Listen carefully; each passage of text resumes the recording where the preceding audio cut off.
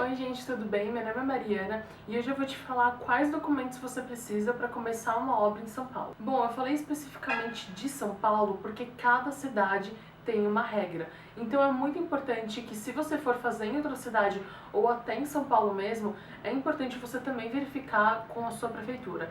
A prefeitura tem a obrigação de passar essas informações e de quais documentos e como conseguir esses documentos e te auxiliar em todo esse processo para você iniciar uma obra. Então, se você tem qualquer dúvida, não hesite em consultar a sua prefeitura, tá bom? Bom, o primeiro documento é a matrícula do imóvel. É muito importante que o imóvel esteja regularizado. Isso daí é fundamental. Então, isso é importante você ver, inclusive, antes de comprar o terreno ou comprar a casa, enfim. É muito importante você olhar e ver se a matrícula tá certa, se ela tá registrada em cartório. Ela tem que estar no cartório de imóveis da cidade, né, que você tá comprando isso. Então é importante você dar uma olhada nisso e, se não tiver, você vai ter que regularizar e ter esse documento em mão. O segundo documento é o alvará de construção emitido pela prefeitura. Bom, para conseguir esse documento emitido pela prefeitura, é importante que você siga algumas regras que a prefeitura manda, como CA, que é o coeficiente de aproveitamento, ou TO, que é a taxa de ocupação do terreno. Isso você também consegue esses dados com a prefeitura. Seguindo essas regras, você pode fazer o projeto. E aí, quando o projeto ficar pronto, ou a construtora que você contratou ou o responsável pela obra vai lá e entrega na prefeitura. Tendo com isso tudo certo, a prefeitura aí sim emite esse alvará e com isso você tem esse documento. O terceiro documento é a ART ou RRT. A ART é anotação de responsabilidade técnica. Ela é emitida por um engenheiro civil. E a RRT é o registro de responsabilidade técnica. Ele é emitido pelo arquiteto. Então ele é um documento que o arquiteto e o engenheiro, eles tiram no próprio CAU ou no CREA, né? Os arquitetos têm CAU e os engenheiros têm o CREA. Então ele é emitido nesse próprio site deles.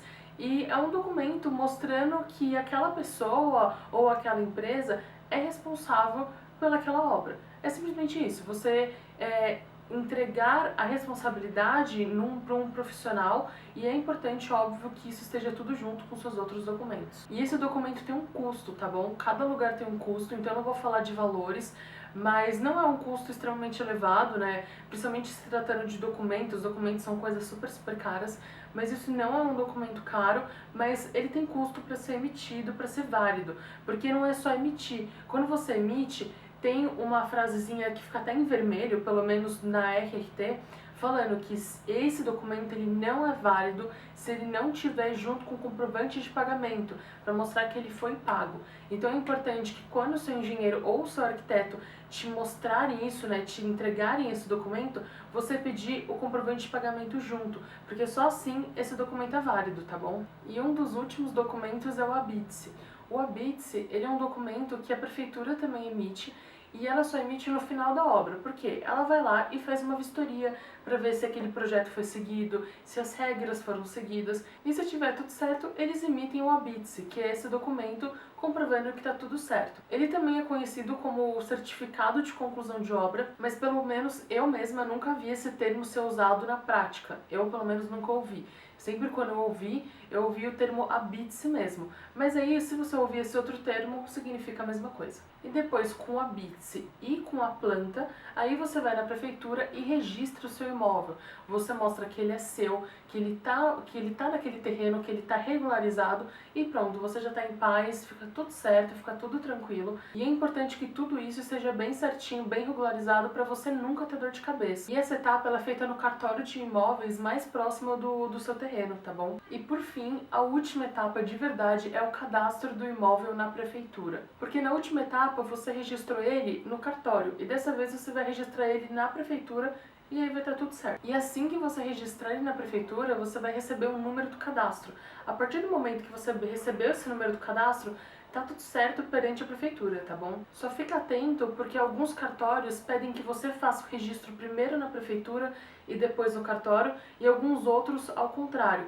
Então é importante você verificar como o seu cartório prefere fazer essa parte do trâmite. Então dá uma olhadinha, liga para eles, porque isso não é uma regra geral, cada um pede de uma forma, então talvez essas duas últimas etapas você tenha que inverter, mas isso não é um problema, tá? Não tem realmente nenhuma dificuldade extra se for de uma forma ou se for de outra. Bom, gente, então é isso, muito obrigada, eu espero mesmo que vocês tenham gostado e eu espero que eu te ajude realmente a deixar isso tudo tranquilo, a ter essa parte da documentação do seu imóvel tranquila.